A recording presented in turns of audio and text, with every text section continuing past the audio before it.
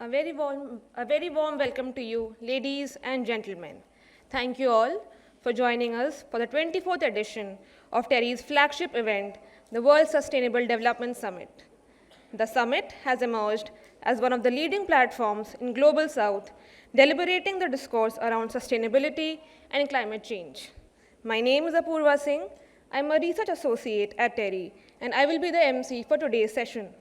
Before we commence the function today, a brief safety announcement. TERI is a health, safety, and environment certified organization. In case of any untoward incident, like fire, evacuation is required. You are required to exit from this auditorium through the fire exit gates near you without any panic. There are 7 exit gates for this auditorium, 4 in the ground floor, on your left, right, and 2 at the main entrances. There is 1 exit in the stage and 2 exits in the balcony. In the case of fire, fire marshals will take position in the aisles and exit gates to help you evacuate. With that, we begin the final session of WSDS 2024, the Valedictory session, titled WSDS at 25, Driving Impact Through Multistakeholder Dialogues. I would like to call upon stage all our speakers. Mr. Nitin Desai, Chairman at the Energy and Resources Institute. Can we please have a huge round of applause for all our speakers?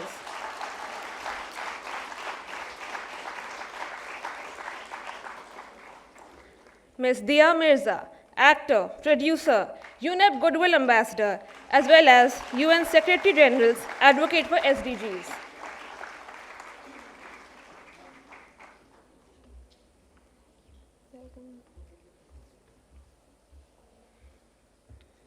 Mr. Martin Razor, Vice President at the World Bank.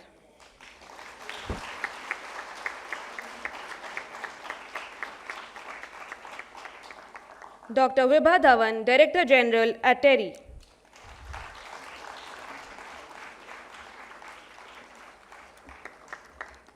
And Dr. Shelley Kadia, Curator, World Sustainable Development Summit.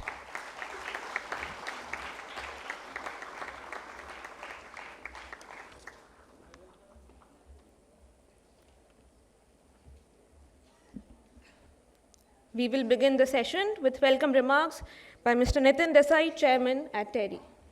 Over to you, sir.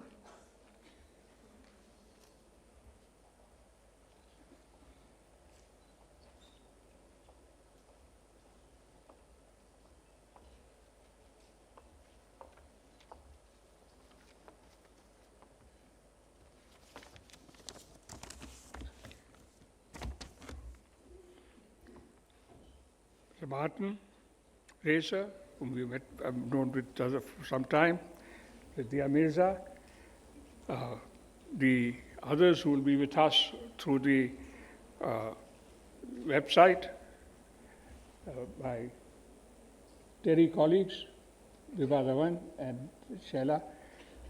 Now we have come to the close of our session, the 25th session of the Global Sustainable Development Summit. And in some ways, as somebody who has been involved in sustainable development for over 40 years, I would like to take a sense of where are we now? What difference has arisen over these years? If you go back, the origin of sustainable development as something which is a matter which would be influence government policy and international policy perhaps began with the Brundtland Commission, which gave its report on environment and development in 1987. I was involved in the presentation, the preparation of that report. I was called into the Brundtland Commission to help it because what had happened is the people in the commission who were focused on development and the people in the commission who were focused on environment were at loggerheads. They would not agree on anything. And in many ways, I was called in as a development planner to see whether one common ground can be found. And in many ways, sustainable development was developed essentially as a bridge between these two epistemic communities, the development people and the environment people. And that is the real challenge of sustainability. How do I do things which combine development along with environmental protection? It's not that easy. There are many reasons why it is not that easy. Let's give you an example which is well known in India. Suppose I had somebody, I was told that there is a gentleman here who's preparing a material which are safe cooking material for people in rural India particularly. And now that material will be certainly of great benefit to the person who buys it in terms of economy, in terms of cost and many other things.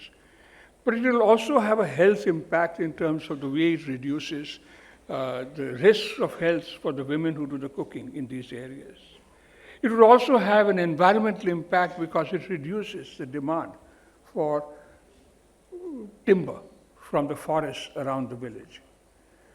Now, in many ways, the person who's doing it cannot get the advantage of the forest saving or of the health saving. He can only get the advantage of selling a better product. So in many ways, the challenge of sustainability is how can we devise ways in which these multiple goals of environmental manners, social and economic dimensions are served by what is done in by your choices of investment, by your choices of technology, by what you choose to produce, and even to a certain extent when you start looking at technology development and so on. And this is not something that has happened that easily over these years.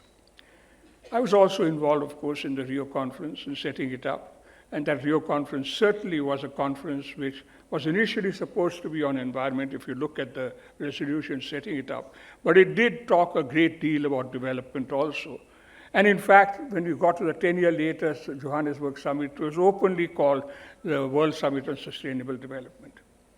So in many ways, it did have an impact because people had sensed that there is a challenge of combining development and an environment.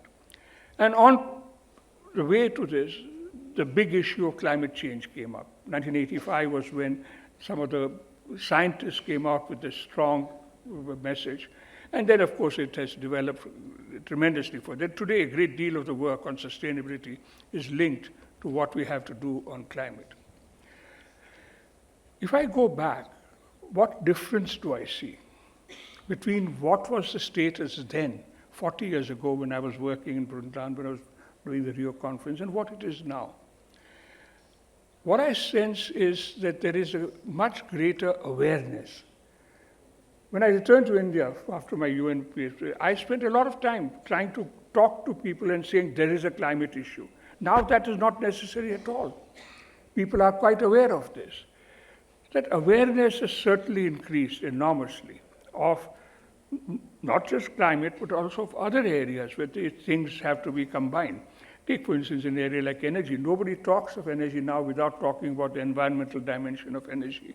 There's growing emphasis on the water issue. For instance, in India, for the first time, we have included the keeping water flowing in rivers for taking care of the creatures who live in rivers, which we did not do in the earlier. Earlier, the whole idea was let's use up all the water for irrigation or hydropower or whatever. But that's changed.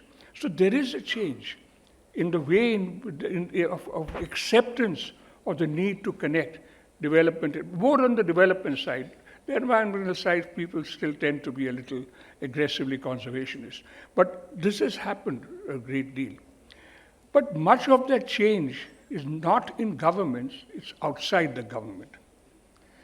I see people here, young people here who are working on things which are of sustainable importance. And they are getting interested and involved in that area and wish to work in this area. I see research institutions increasingly focused on this. Now, for instance, our agricultural research institutions have started openly talking about designing the varieties of seeds which, in order to cope with the threats of climate change, including its impact on water or temperature. So that change has started taking place. The change in government is not zero, but it's pretty modest. And I regret to say that today we are moving to a situation where we may even go backwards because of certain changes which are taking place in politics.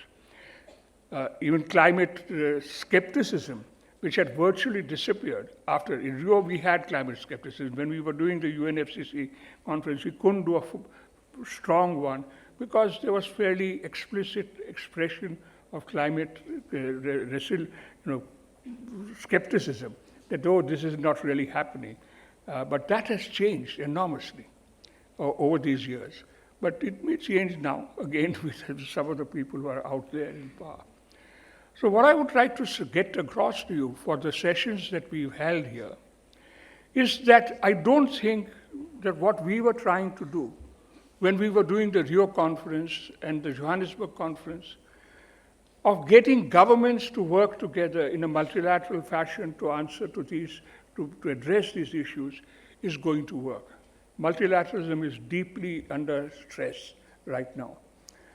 I think increasingly we have to depend on the people who have changed the corporate sector. When we did the Rio conference, we had only 20 chief executives coming there. When we did the Johannesburg conference, several hundred of them wanted to come and we had to have a separate meeting. And now we have a whole independent association of companies which are committing themselves to net zero for climate purposes. So corporates, research institutions, young entrepreneurs, technology institutions, these are the ones which have to come together and connect across areas. There was a word used of integrated approach to policy. And that is what is going to be more likely if we bring these people together. And in many ways, what our session here in the Sustainable Development Summit does, it does that. Yes, we do have people from the government. We do have people who are officials. But we also have a large number of participants here who are people who come from institutions which are involved in the areas I'm talking about, in terms of innovation, in terms of working at the ground level as NGOs, in terms of young entrepreneurs who are trying to do new things which are connected with sustainability, as we have here, sitting here. And they're all young. That's the other big difference. So in many ways, what I would urge is that the focus of our work in what we do in this is not just to talk with each other, but to see how we can connect with each other across countries, across regions, across sectors, across provinces in India, so that we can bring the commitments and the energy that we do have amongst people, which is far greater than what I see in governments, to realize sustainable development, which is very necessary. As somebody pointed out, sustainable development goals are way behind achievement in 2030. So this is my plea, that we should treat this conference as a way of bringing together people who are not necessarily government people, but who are people who have accepted the principles of sustainability and are willing to work on specific matters which are connected with that. In fact, the message I was given by the youngsters who have been attending all the meetings of this sentence, and this line there, is all about partnerships. Every issue that they have raised is talking about the partnerships which should be promoted, etc. And in many ways, this is a message that I would say, as somebody who tried to do it with governments, and who now believes that it is much better to try and do it outside the governments and get people working together. This is my welcome to all of you who are here, and hope that you all become partners with each other and develop sustainability. Thank you very much.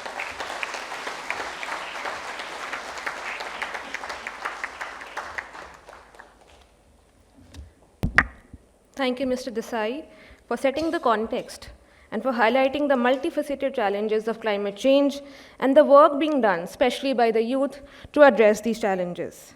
We now have a video message by Ms. Amina J. Mohammed, United Nations Deputy Secretary General, who will be delivering the global leadership message. Can we please have the message from ma'am? Excellencies, ladies and gentlemen, 10 years after the adoption of the 2030 Agenda for Sustainable Development, reports show we are gravely off track. Intensifying interconnected challenges continue to endanger the realization of the SDGs by 2030. For example, the global goal of ending extreme poverty by 2030 is in danger of failure, with almost 600 million people still living in extreme poverty. Hunger is also increasing, and we have witnessed the warmest years on record, with carbon dioxide levels continuing to rise. But we cannot give up hope or dilute our ambitions. It's time for us to rescue the SDGs as a plan of action for people, planet, and prosperity. We must build on our successes and accelerate progress in key areas that will achieve the greatest impact. The number of people lacking electricity access in the world fell by almost 30% from 2015 to 2022. Internet access increased by about 70%. For local communities, these transformations represent real opportunities to improve health and widen access to education and to social protection, to make food systems more resilient while creating green jobs, to open e-commerce and financial services while also protecting the environment and biodiversity. But developing countries cannot take these actions alone. We need to support them in designing and implementing their economic transformations. At the Summit of the Future last September, world leaders set out the Pact for the Future, a sharp vision of multilateralism that can deepen cooperation and deliver on these promises.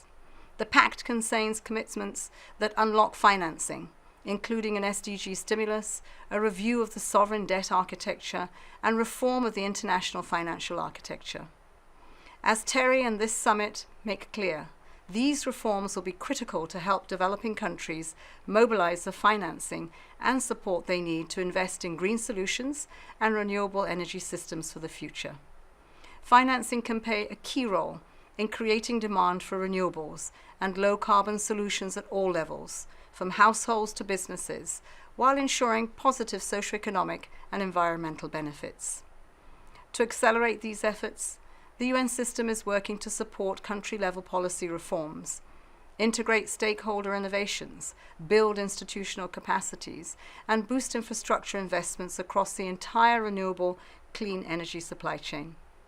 And the Secretary-General's panel on critical energy transition minerals offers important principles and actionable recommendations to ensure this new era does not repeat historical patterns of exploitation.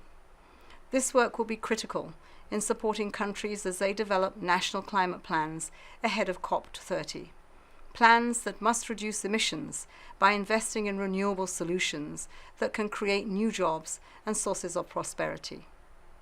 The message is clear. No single nation can navigate challenges alone. Effective collaboration is increasingly critical to shaping our common future. The United Nations is committed to standing with all partners as we accelerate action on the SDGs and shape the sustainable future that all people need and deserve. Thank you.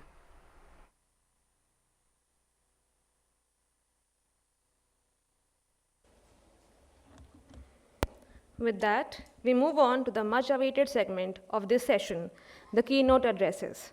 Ladies and gentlemen, we now have our next speaker, Ms. Dia Mirza, actor, producer, UNEP Goodwill Ambassador, as well as UN Secretary General's advocate for SDGs.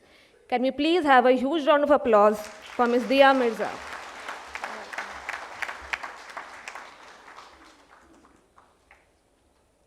Distinguished guests, honorable leaders, colleagues, and my fellow change makers, especially all the youth in this audience. Good evening.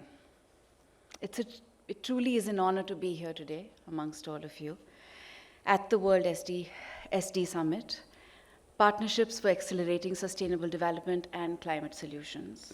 Today, we're not just talking about abstract goals or statistics. We are here because the future of our planet is at stake, and we all have a role in shaping it. As the United Nations Secretary General's advocate for the SDGs and UNEP ambassador, I have spent years working alongside passionate individuals who are committed to creating a more sustainable world. But as I stand before you today, I cannot help but feel both the weight of the responsibility and the urgency of the moment.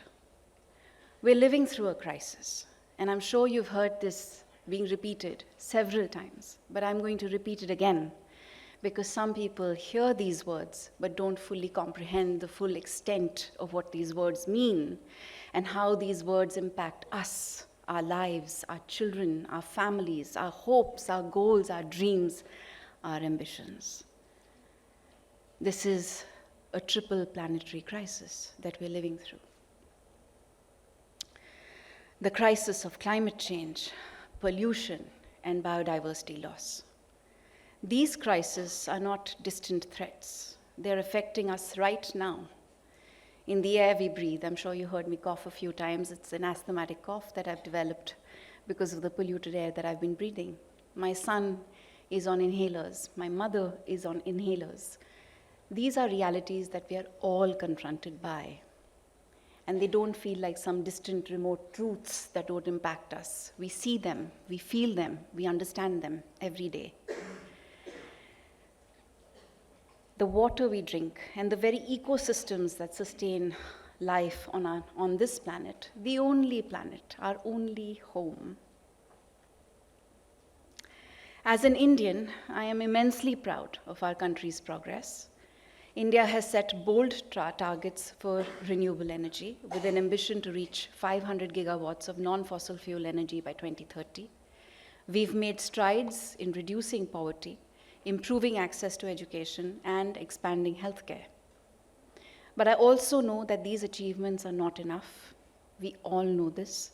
Inequality, environmental degradation, and climate impacts are deeply felt and are continuing to affect every one of us, particularly our rural communities.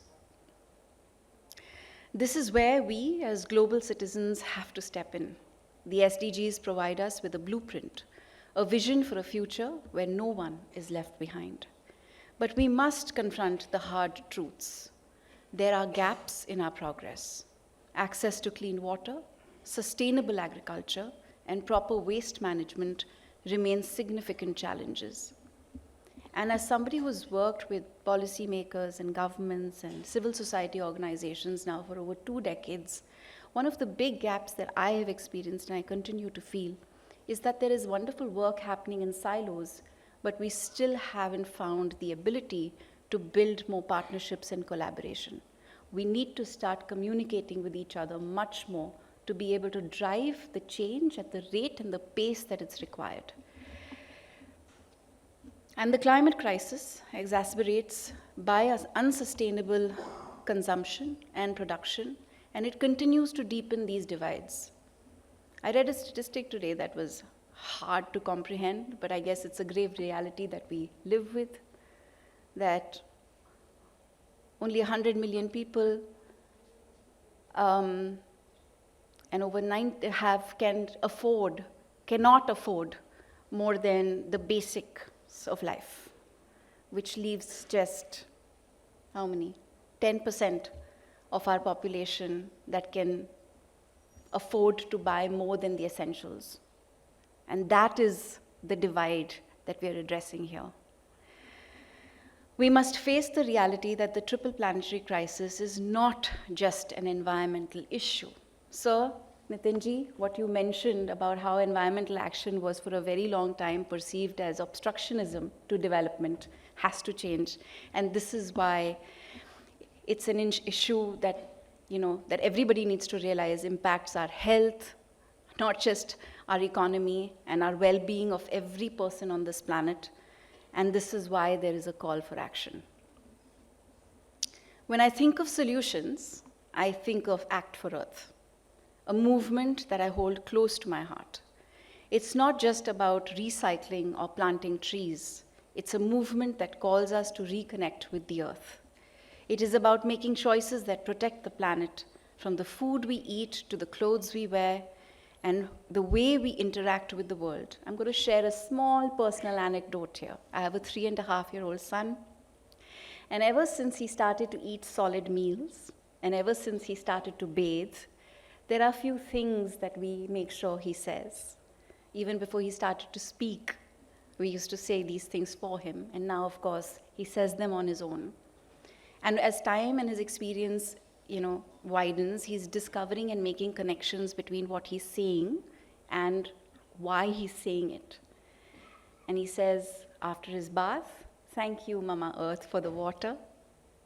After a meal, he says, "Thank you, Mama Earth, for the food. Thank you, farmer, for growing my food. Thank you to the person who's cooked his meal." And before he sleeps at night, he says, "Thank you, Mama Earth, for this life and this existence."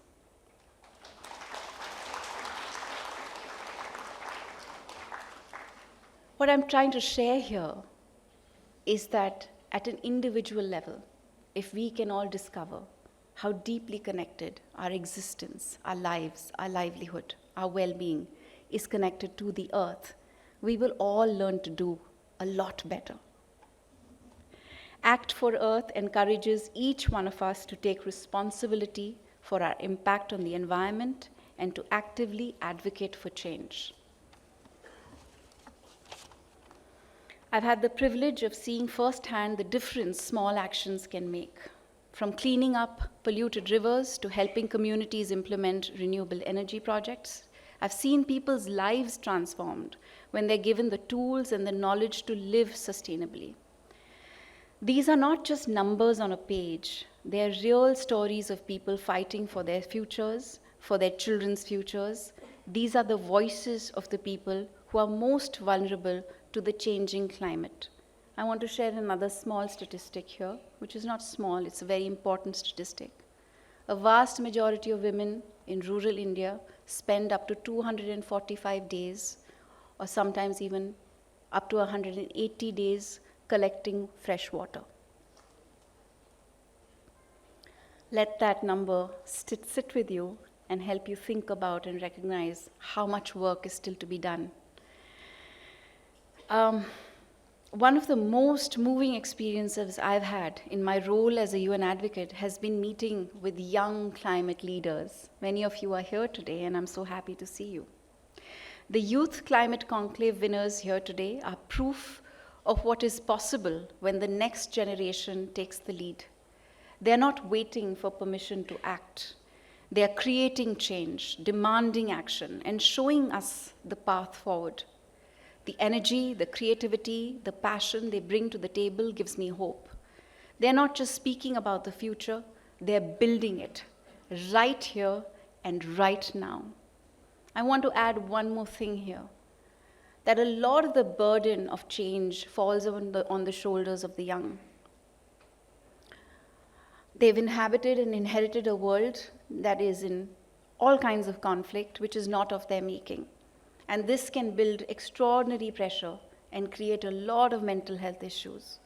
And I think it's equally necessary, while we celebrate and applaud our young, that we recognize how unfair it is for us to lay squarely the full responsibility of change on their shoulders. We are at a pivotal moment. The challenges are immense, but the solutions are within our reach. And I know for those of us who are confronted by these horrible truths every day, it can sound like diplomatic language when we hear the words hope being spoken. And I get so much hope when I see the Deputy Secretary General speak, and I believe her words when she says there is hope, because when we discover the good work that's happening, we truly believe that hope is truly well within our reach. So don't give up. Don't give up. We have it in us to do better. Partnerships are key. We need to come together. We need to work across sectors, governments, businesses, civil society, and most importantly, youth. The Cities Coalition for Circularity is a shining example of what kind of collaboration is possible. By adopting circular economy principles, cities are transforming and will transform how they manage resources, reduce waste, and build sustainable futures for citizens. The green economy is not just a concept, it is the future. A green economy is one that creates jobs, protects the environment, and builds equity. It is an economy that values people and the planet equally. As Prime Minister Modi emphasized during the launch of C3 Pro-Planet People initiative, sustainability is no longer a choice, it is a necessity. This initiative sends a powerful message that we must integrate sustainability into every aspect of our lives. But we must also remember sustainability is not something that happens to us, it is something we create together. And the youth are leading the charge. They are the ones pushing the change in schools, in businesses, in government policies, and as we see from the winners of the Youth Climate Conclave, they are not waiting for others to act, they are taking their future into their hands, and we must support their voices, amplify their actions, and invest in their ideas. And I mean this with all my heart, because this is where my money is going and where my time is going. Every free moment that I have away from my movie career and from my children goes into doing nothing but this. When I reflect on the state of our planet, I often think about the generations that will follow us. I think about what the life of my children will be 25 years from now, 30 years from now, when they are my age, or perhaps slightly younger than me. What kind of world will we leave behind? A world where we failed to act? Or one where we came together in the face of adversity and created real, lasting change? The truth is, we're all connected and we're all responsible for our future. Whether through small everyday actions like Mission Life or Act for Earth, everyday actions on large-scale systemic changes, each of us has a role to play. For me, it's about taking the lessons from Act for Earth and turning them into something much bigger, a movement of conscious consumption, sustainable practices, and the collective will to act. The SDGs are not just a set of number of goals. I've always said this, the SDGs are personal. They're a reflection of our shared values. They are a promise to future generations that we will leave behind a world where we can thrive, where our planet is healthy, and where opportunities for success are available to all, and there is peace. The road ahead, the challenges, the setbacks, the moments of doubt will all continue, but we can work together, and we will work together, and we will stay committed to the values that drive us, the pursuit of justice, equity, and sustainability. And I believe we can meet this moment with the urgency and the determination it requires. To the youth here today, we hear you, we see you, and we stand with you. Your leadership is the key to accelerating the change we need. And we will do everything we can to support you in this journey. Let us take this moment seriously. Let's act with purpose. Together, we can create a world that is not just sustainable, but is just, inclusive, and resilient.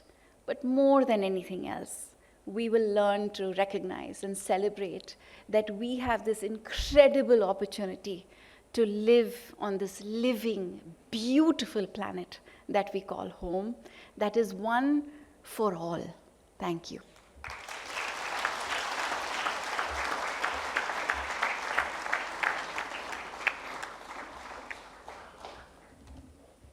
Thank you, ma'am, for speaking about the triple planetary crisis and emphasizing the importance of partnerships, joint action, and that small anecdote you shared about your son. It truly shows the power of small action at the individual level.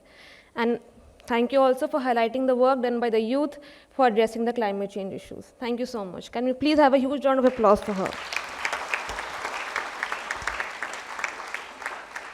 We now have our next speaker, Mr. Martin Reiser, Vice President at the World Bank, who shall be addressing us. Over to you, sir.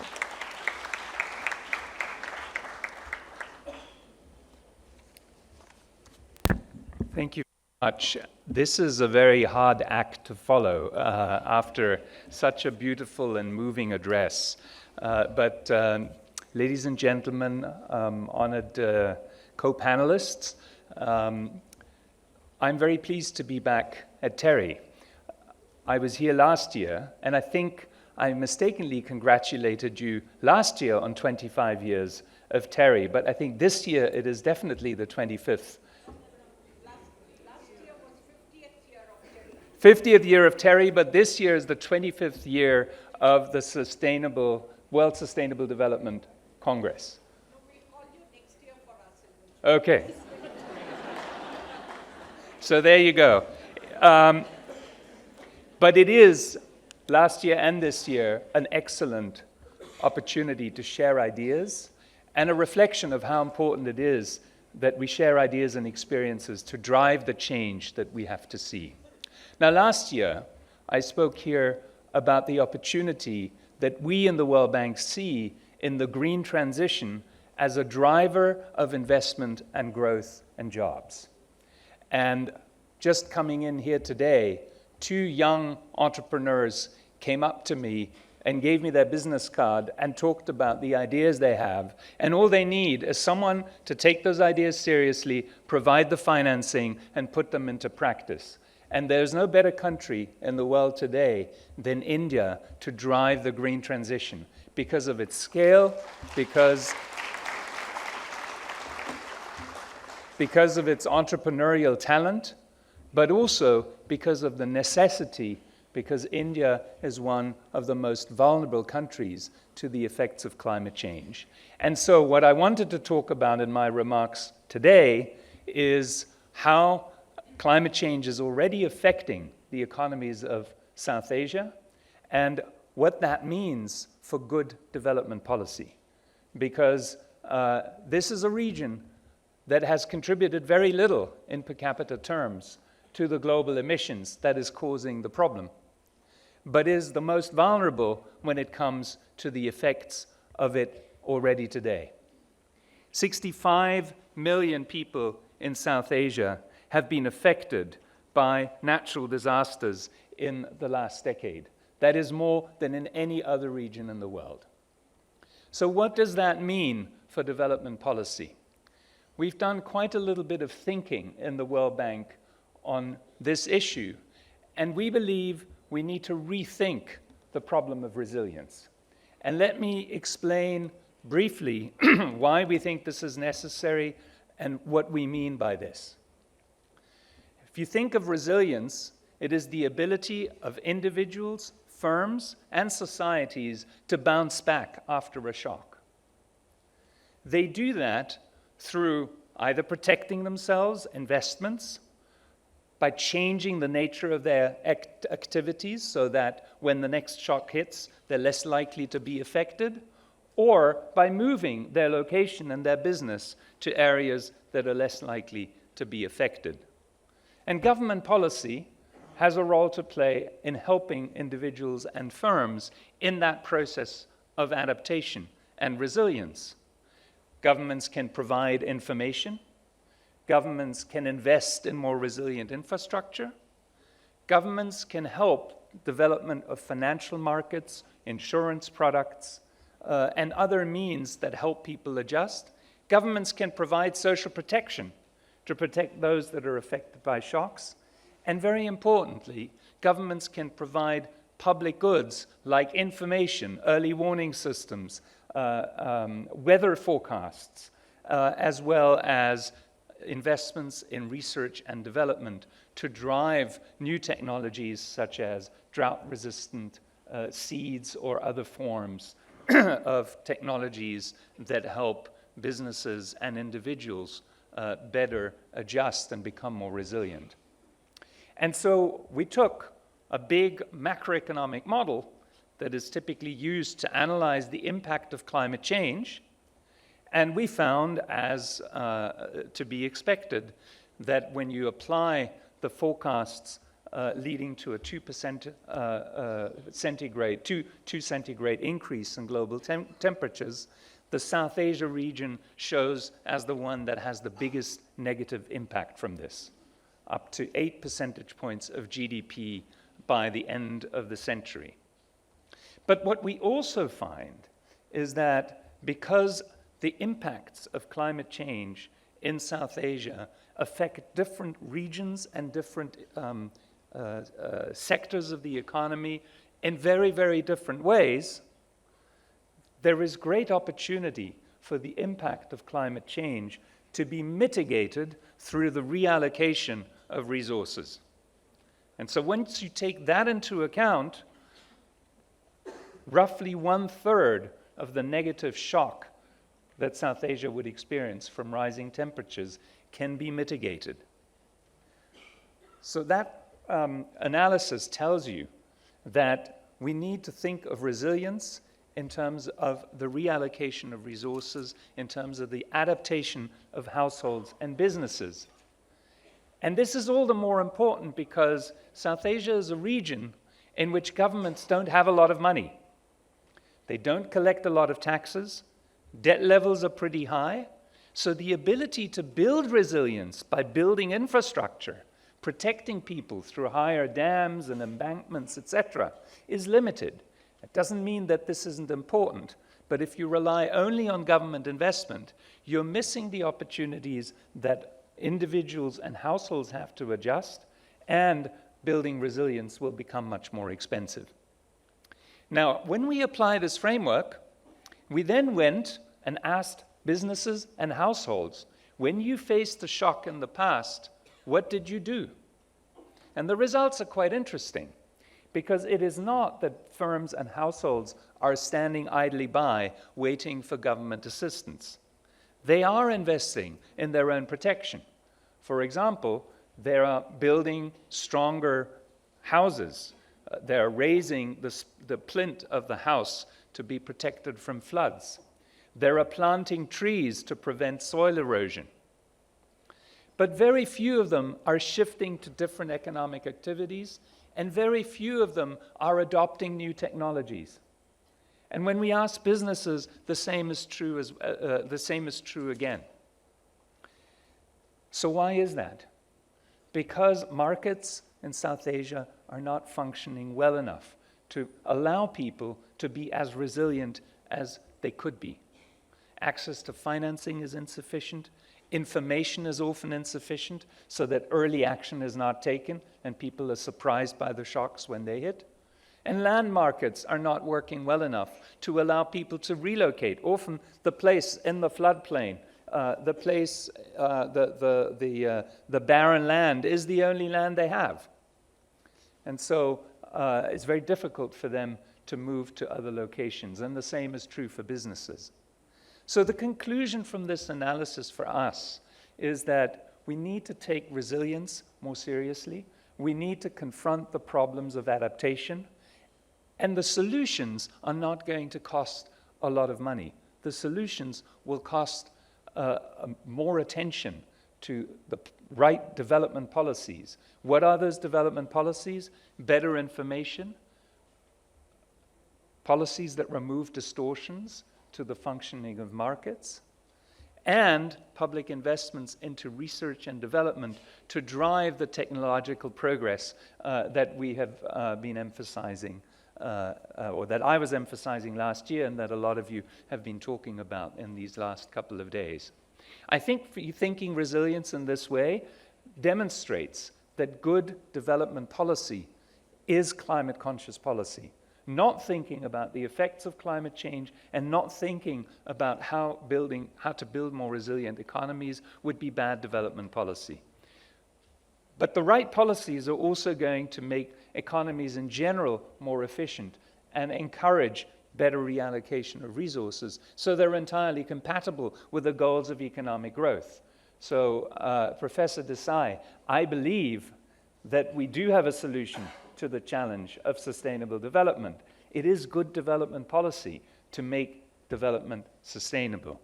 So this is what we're trying to do, not just in our analysis, but also in our projects. We are working across the South Asia region to strengthen hydromet systems. We are working in Kerala, for example, to build better early warning systems. We are investing with our partners into better seeds, drought-resistant varieties, agricultural innovation. We are also building more resilient infrastructure, higher roads, better flood shelters, and the results have already been impressive. Several decades ago, the region was losing hundreds of thousands of people's lives in the annual cyclones that were hitting the coasts. Today, when a cyclone hits, the damage is still significant, but hardly any lives are lost. This is huge progress, this is encouraging, and I hope it convinces you all that there is a solution to the problem of sustainable development. Trust in the World Bank to continue being a partner in that effort. Thank you very much.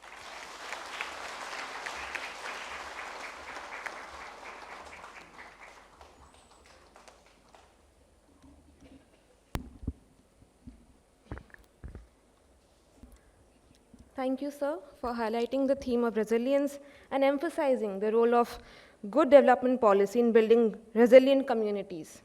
With that, we move on to the next session, the felicitation of winners of the Youth Climate Conclave and presentation of the Youth Pledge. I would like to call on stage Dr. Livleen Kailon, Associate Director, TERI, to please do the honors.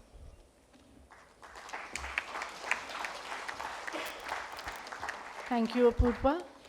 A very good afternoon to all our distinguished guests. Taking on from where we left just now, that youth are our future and youth are the hope. Across the globe, the young act as agents of social transformation, and their role in deciding the future of a planet is undeniable. Ladies and gentlemen, boys and girls, it is a matter of extreme honor to share with you a few salient features of the movement called as the Youth Climate Conclave. This is a program for the youth and by the youth, and its chief implementation agency has been TERI since 2019. We are extremely grateful for the support received from Ministry of Environment, Forest and Climate Change, Government of India, and delegation of EU to India, who have been spearheading this initiative, and it has really gone all places across. TERI's Environment Education Program reaches out to the young citizenry, covering the entire length and breadth of the country, ma'am. And its handprint is also evident in several countries of South Asia and Middle East, cutting across geographical, social, and demographic boundaries. This Youth Climate Conclave offers an opportunity to educate the youth and highlight how interconnected risks pose as the greatest threat of an environment polycrisis, and why interdisciplinary solutions and sustainable partnerships need to be scaled up. Over the years, the conclave has directly impacted lives of 8,471 youth by creating awareness about climate change. Highlights of this conclave, ma'am, include youth debates, edu excursions, documentary evidences, and testimonials of interactions with global leaders, exhibitions at all different levels, technical training workshops, capacity building sessions.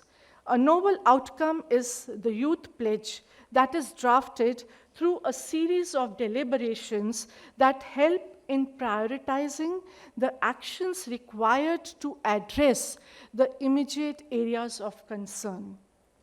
With this brief introduction, I am elated to announce the awards of Youth Climate Conclave 2025, which are being conferred today to the young, bright minds which have come from 14 states of the country and converged just before the Youth Climate Conclave. And the resolve and the common thread that binds them all was they wish to see the change around them, and they want to lead this change. Now, moving on to the announcement of winners of the photography competition. As I already mentioned, there were a series of activities. We did the entire program in 2 age categories, and in the category of 10 to 18 years, the third position was taken by Arav Sachdeva, Amity School, Mayur, Bihar. Second position was by Nitin Shurya, SSVM School of Excellence, Coimbatore, Tamil Nadu. And today we have present with us, because of the examinations they could not come in, the first prize winner, and that is Mr. Bakir Mahmood Khan, our youngster, future hope from Bluebell Schools International, New Delhi. Please come forward, and I request Ma'am Dia Mirza to please felicitate the winner.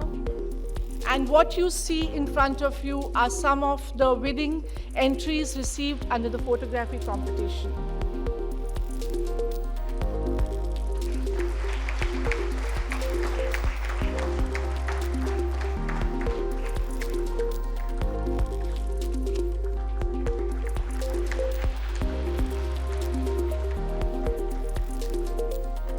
Congratulations, Bakir ma'am. Please stay for a minute, please. In the second category of 19 to 25 years, we have the third and second position bagged by students of Central University, Thiruvarur, Tamil Nadu, and APJ Abdul Kalam Technical University, Lucknow. But again, unfortunately, they could not make it. You have their entries screened in front of you. The first prize, we have a tie between Miss Malswala from Panchanga University, Aiswal, and Miss Sneha Chopra, TERI School of Advanced Studies. And Sneha, please move up.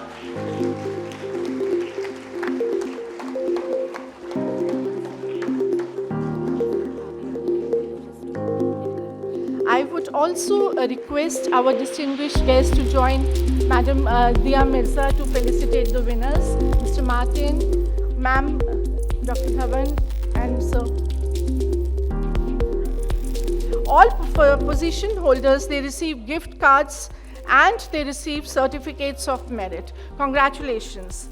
Moving on to the debate competition, that was again in 2 categories, and under 10 to 18 years age category, the theme was climate change should be the top priority for youth movements. I call upon the young winners, Kartikya Singh, Rayan International School, Ghaziabad, Dev Karan, Delhi Public School, Noida, and Bani Kaur, Srijan School, Delhi, to receive their Felix Awards. They receive medals and certificates of merit. Well done.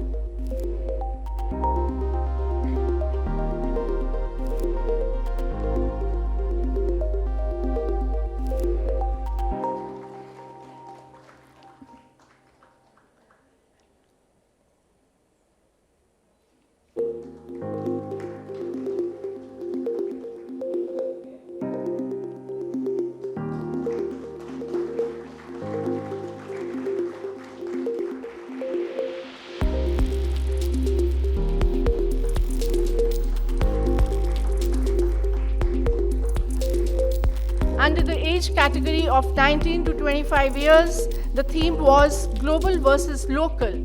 Should youth focus more on global climate agreements or local action? Well, we welcome Tanu Chokar, FRI Dehradun, Abhinav Pareva, St. Stephen's College, University of Delhi, to receive the awards. And Janvi Bavi from Acharya Nagarjuna University, Guntur, could not be present, unfortunately.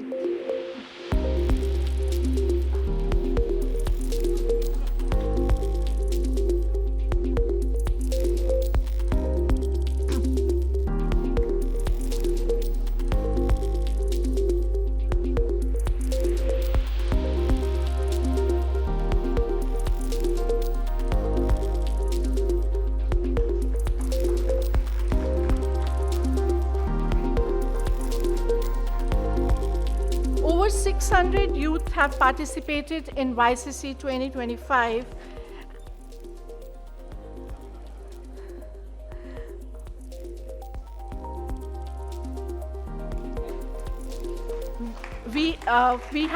I would request the dignitaries to please take their seats, As we move on, I would also want you to know that we had intensive 2 days of deliberations wherein all the 100+ students, they sat down and they deliberated on their youth priorities. And the result is a youth pledge which is going to be presented now by Dev Karan and Kanupriya Dwivedi. Dev and Kanupriya, please come up on the stage. Please I would request you to take your seats, please. Good evening, ladies and gentlemen. We, the representatives of the Youth Climate Conclave, recognize that we have an important role to play in supporting a cleaner and greener environment. As future leaders, innovators, and citizens of the world, we are committed to taking bold, sustained, and transformative action to protect our planet. With aspiration in our minds and passion in our hearts, we pledge to spread awareness about causes and impacts of climate change, thereby fostering a deep understanding and advocating of climate resilience. We pledge to invest time and resources in supporting intergenerational dialogues, hence supporting local solutions and transfer of community-based values. We pledge to adopt eco-friendly practices, thereby reducing waste, conserving energy, minimizing carbon footprints, and making environmentally conscious choices in the lines of the Government of India's Mission Life. We pledge to use our voices to advocate for effective and equitable policies in support of global, national, and local initiatives that pave way for climate action. While we are aware about disproportionate impacts of climate change, we pledge to support actions that promote climate justice, equity, and inclusivity, ensuring no one is left behind in the united approach for a sustainable future. We are committed to taking colossal steps to innovate for the future, connecting the global aspirations with local actions, imbibe circular behavior, and will strive to continually learn, adapt, and enhance our commitment towards climate action through owning green skills and judicious use of new age technologies. We, the youth of today and leaders of tomorrow, pledge to act with urgency and dedication while adopting value-based approach to ensure a livable and thriving world for current and future generations. The time to change and support united solutions to address the environmental polycrisis is now. Thank you.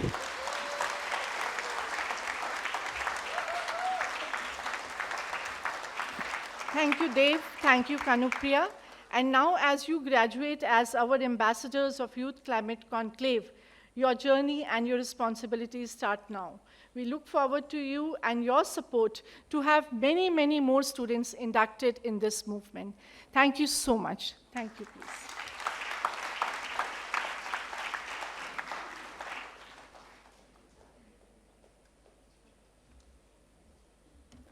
Can you please have another huge round of applause for all our young winners? With that, we move on to our next segment, which is an address by Dr. Shelley Kedia, Curator, World Sustainable Development Summit, who will also share the Act for Earth 2025 Manifesto. Over to you, ma'am. Thanks, Apurva. This is just a summit report. As we approach the conclusion of the World Sustainable Development Summit 2025, it is time to reflect on the past 3 days during the summit, which facilitated ministerial dialogues, leadership panels, and thematic discussions on critical issues, including climate action, energy transitions, sustainable finance, and technological innovations. I'm happy to report to you that the summit witnessed the participation of more than 900 registered delegates in the main summit and more than 1,500 including the thematic tracks, which excludes our TERI colleagues. This moment also calls for a heartfelt acknowledgement of our partners and the collective efforts that were made towards this summit.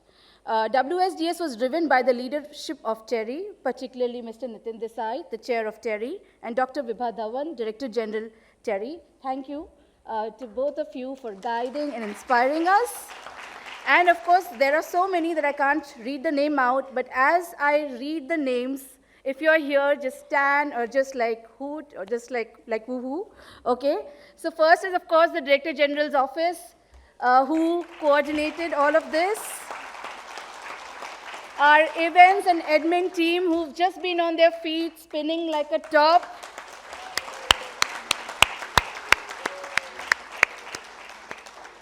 The IT team, which has been involved since the making the website live and in the registration process. Our communications and publications team. Our floor management team. And Akash, you've just been a champ since like forever I've known this summit. And our facilitators who have, painstakingly followed up with our speakers, our rapporteurs who will be encapsulating the messages from the summit, our MCs, the thematic track leads, the unsung hero, our transport and security teams, all of you, TERI senior leadership, but now, most importantly, the force that just came in and just kept on building and building, our youth volunteers. Woo! And last but not the least, our secretariat team, who was here. And I would like to invite Palak to read the manifesto, but just as we draw to a conclusion of this edition, we have also our sights for a milestone year, which is next year, which marks the silver jubilee of the World Sustainable Development Summit. We will be back next year, a milestone and celebrating a quarter century of commitment, collaboration, and climate action. Over to you, Palak. Thank you so much, Dr. Keria, for setting the stage for the Act for Earth Manifesto. I request my team members to join me along taking this pledge. These slides, please. The 24th edition of the World Sustainable Development Summit 2025 marks a pivotal moment in global sustainability efforts. As the world faces intensifying climate challenges and widening development gaps, partnership must take center stage. Collaboration across governments, businesses, civil society, and communities is essential to accelerate solutions, scale innovations, and drive systemic change. To mobilize action, foster ambition, and enable impactful partnership, we are launching the Act for Earth Manifesto 2025, a renewed commitment to solutions that are just, science-driven, and future-ready. WSDS 2025 has served a platform to unite global stakeholders, forging partnership pathways for a sustainable and climate-secure future. The time for partnership is now. The time for action is now. We pledge to act for Earth by firstly, through advanced technologies like AI, renewable energy, and climate-smart solutions, we can drive low-carbon growth while protecting the nature. Second, to heal and nurture nature by integrating knowledge, policy, innovation for a just and climate-resilient future. Through regional cooperation, ocean and ecosystem restoration, and inclusive action, we will shift from extraction to regeneration, from overconsumption to harmony. Together, we advance nature-inspired solutions that sustain life on land, in water, and beyond. Thirdly, by advocating for bridging the gap between financial markets and real-world climate needs by enhancing infrastructure and directing investments towards sustainable and effective solutions. Fourth, to build a resilient future, COP30 must establish an inclusive, transparent, and accessible climate finance framework, ensuring predictable funding for developing nations. Fifth, to ensure climate justice, carbon markets must uphold equity and fairness, directing finance and technology transfer to vulnerable communities while maintaining transparency and accountability. Number 6, to strengthen partnerships among governments, financial institutions, and communities, implement effective policies, and encourage private sector participation to mobilize national and international funding for impactful climate action.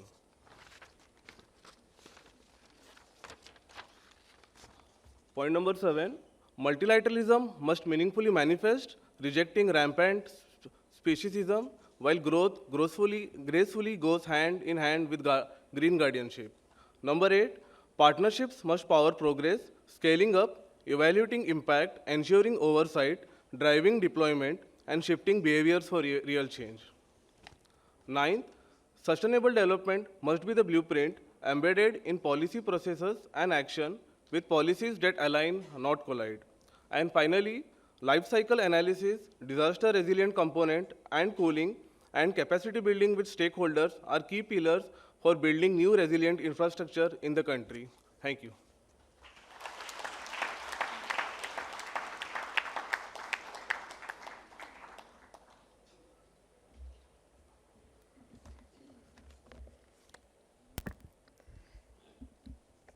I think Dia ma'am has to now leave for her flight, so thank you for joining us. Your team has just informed us that you need to leave. Can we please have a huge round of applause for Dia Mirza for joining us?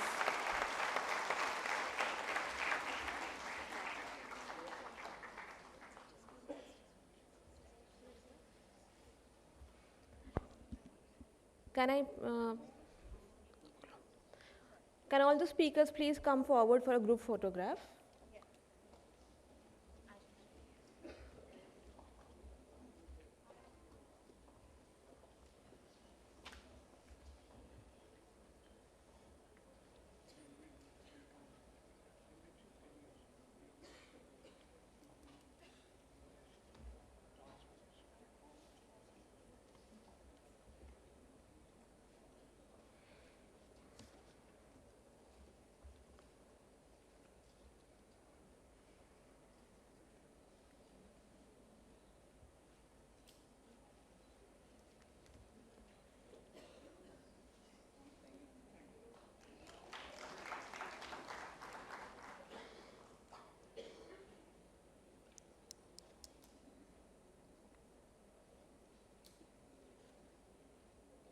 Thank you so much, ma'am, for joining us.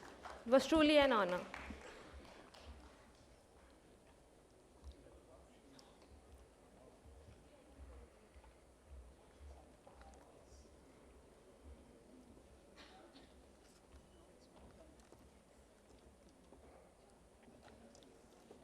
With that, we come to the last and final segment of the WSDS 2024, the closing remarks by our Director General, Dr. Vibha Dhawan.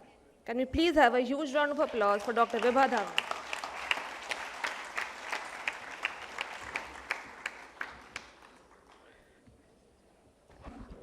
Well, I'm sure after such great addresses, I don't think so you want to listen to me. And we had such fruitful 2.5 days. And really speaking, whatever you can say that what is important in sustainability, we have more or less heard about it. I'll still say a few things, and that is more of wrapping up of the summit. And the theme of this year's WSDS, that centered around partnerships and collaborations. The opportunities before us are numerous, that's what we have found. And the foundation of climate action in any field rests on one crucial element, and that is partnerships. As we conclude, we leave with a wealth of ideas and strategies that will guide us in tackling future challenges and advancing towards a sustainable future. The summit has served as a platform for collective insights and shared knowledge. And one of the points which was mentioned by Ms. Mirza we work in silos, and I like to mention, and we'll be sending copy of that publication that TERI had brought about last year, which was on workable solutions. So there are lots of technologies available that just need to be scaled up. So let's work towards it. Let's use them as much as possible. It was also said that it is 10% of the Indian population that can perhaps buy more than the essentials. As a country, we are on fast growth. That essentially means our economic status is going to improve. And we hope that this 10% should become at least 90%, if not 100%. So once this is reversed, also imagine what is going to be the impact, say, on air pollution, on our rivers, water usage, vehicles, roads, on which we are already putting so much of pressure. And that calls for proper policies to be in place. And at the same time, we have to work together, because for any one institution, it is not possible to find results. At WSDS 2025, we celebrated the ability of individuals, organizations, and companies to overcome challenges, align their efforts, and adopt their strategies, all working towards a shared goal. And we also had yesterday CEO's Forum, and you can find that companies are very eager to go green as early as possible. And let's look at, because even from the government side, if we look at ESG, it's not a compliance. It is more of telling them a way. How do you monitor yourself? Because what gets measured perhaps also get managed. And that is what we require. We need to help the corporates how to go about it. What is it they are doing well, and where there's still scope to improve? I would like to extend my sincere gratitude to all the distinguished guests, delegates, and everyone who has joined us, whether virtually or in person. Your active participation and passionate discussions throughout the summit have been invaluable. I am sorry, in some of the sessions, we could not give you time to ask questions, but please post those questions and we will try to get you answers from the panelists, and we'll get back to you. I would like to express my heartfelt gratitude to everyone who traveled to New Delhi to attend, and your presence has significantly contributed to enhancing our collective efforts towards a sustainable future. I sincerely thank each of you for being an essential part of TERI's journey. Together, we are united by a shared goal to promote the well-being of our planet and its people.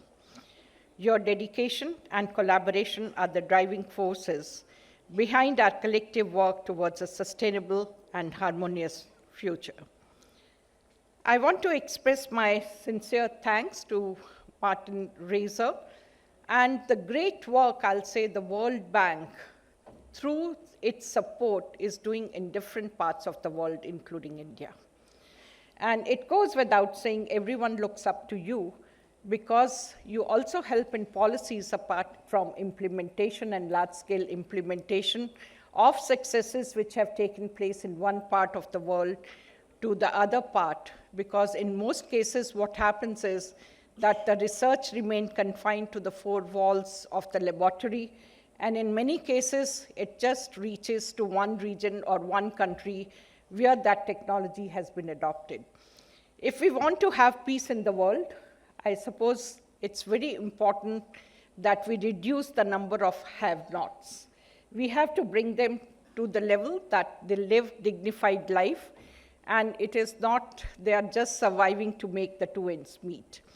And unfortunately, and you mentioned in your address, what is happening is that those who have not contributed to the climate change, they are the ones who are getting worst affected due to the changing climate.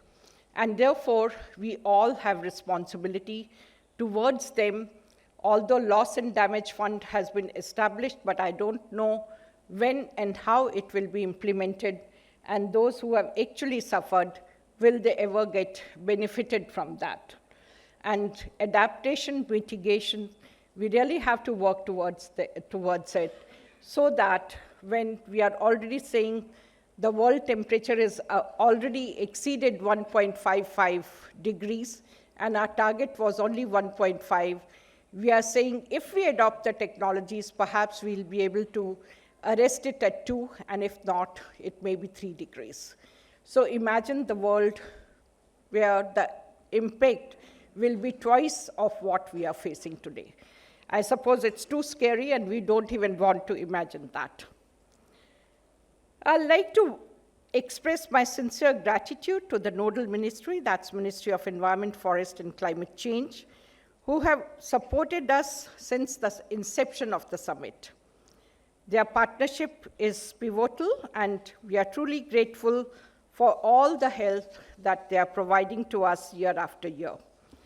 I'll also like to express my gratitude to Ministry of External Affairs for their support and guidance to TERI for mobilizing international delegates, including the winners of the Sustainability Award, Department of Scientific and Industrial Research, Government of India, and the sincere gratitude to the country partners, that is Norway and United Kingdom. A sincere thanks to all the excellencies and dignitaries whose presence has illuminated our summit. On behalf of TERI and WSDS team, I want to thank you for your supporting long-term partners, which include Bloomberg Philanthropies, IKI, Asian Development Bank, NRDC, Tata Chemical, Johnson Controls, SBI, Hero Futures Energies, Tata Power, Delhi Metro, Hindustan Rasayan, National Bank for Agriculture and Rural Development, Mercedes-Benz Research and Development India, Inopol, and I'm sorry if I have missed any name. I'd also like to thank our outreach partners, that is UNFCCC, Initiative, Race to Resilience and Race to Zero, Protect Our Planet Movement, World Sustainable Development Forum, Climate Group, Foreign Correspondents, Club of South Asia, Kioni Wellness, and big thanks to all of you. I'd also like to express my gratitude to our media colleagues who have joined us for the summit. And I'm very thankful this year because we have got the kind of coverage I suppose a conference of this kind deserves. So it's very important, and media plays a very important role in sensitizing people that what is happening and why a conference of this kind is taking place. And it goes without saying that your role in sharing the key outcomes with a broader audience is invaluable. And special thank you to the News 9 network for their continued support. And we do hope in years to come, you'll find good coverage in the news or many other forums by News 9. Lastly, but most importantly, I'd like to thank Shelley and her entire team because, and I'll request all of you to stand up. So Shelley and her team. So please face the, or rather come on the stage. We should have a photograph with our chief guest. So come on. Come on the stage. So I'm just calling them one by one. So it's not how much contribution they have made, but they have been great with lots of contribution made right from what we should be doing, inviting everyone. And some of you would say that TERI was after their life. There won't be a week when they won't receive a communication from us. Come on the stage. Our program cell, Sonali, are you there or you're still busy somewhere? Yeah, there she is, Sonali and her team. So you have done very well, the entire team under leadership of Sonali. Anupama and communication team. Come, Anupama. The entire team has done very well.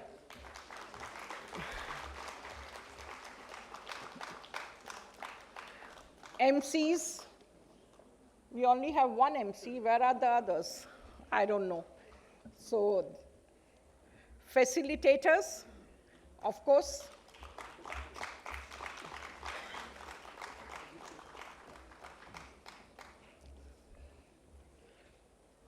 Our support professionals, I can see some of them. I can see Mishra ji, Sudhir, and maybe they're still at job. They are working outside as well.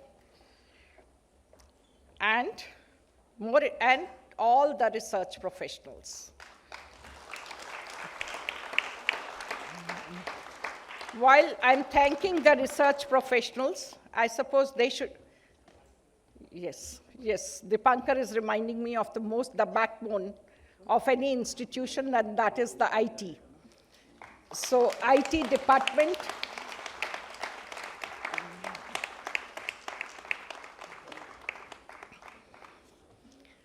so while I said I'm thanking my research professionals, I suppose they should thank each one of them, because the kind of discussions we had, I'm sure if you had spent reading about it, you would have taken more than a year.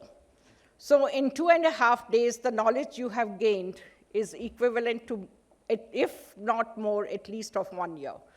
So that has charged your batteries, and I suppose it also tells you that how important a subject is and what is TERI. Like when we talk of sustainability, it is not something we are doing as a job. Sustainability is something that the world requires. If we want to survive on this planet, if we want to have good life for our children, I don't think so they need money. What they require is a good air in which they can breathe, water which they can drink, and food which is safe for them. And if we also want security in geopolitical security and a war-free world, there again, we have to reduce have-nots, and we have to ensure that every citizen on this planet leads a dignified life. And thus, on each of us, each TERI colleague has a huge responsibility, and I'm sure all my colleagues they have a passion, that's why they are in TERI, and now this passion also needs to be converted as reality, that we can do it. So a good, I should say, hip hip hooray for all my colleagues. And I'll say celebrate, and next year we are looking forward to all of you. Send us ideas also, how should we celebrate our Silver Jubilee? It's a great event for TERI, it's a great event for WSDS and for the planet, because what we are doing is not just for TERI, it's for the world. Thank you.